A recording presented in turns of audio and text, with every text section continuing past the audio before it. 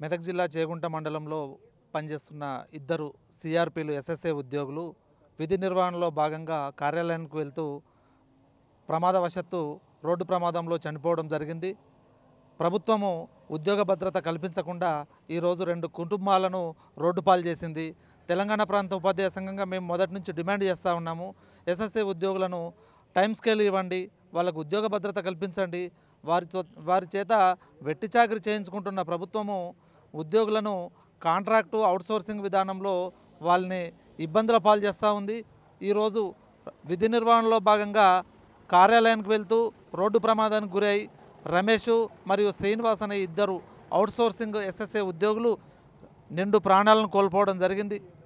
చిన్న పిల్లలు ఉన్నారు, ఇద్దరికి కూడా ఈరోజు వారి కుటుంబాలు రోడ్డు మీద పడ్డాయి.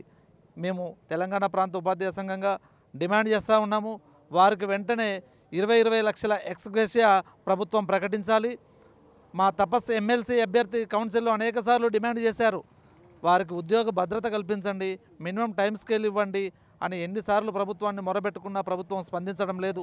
ఇప్పటికైనా వేలాది మంది ఎస్ఎస్ఏ ఉద్యోగులకు రక్షణ కల్పించాలి.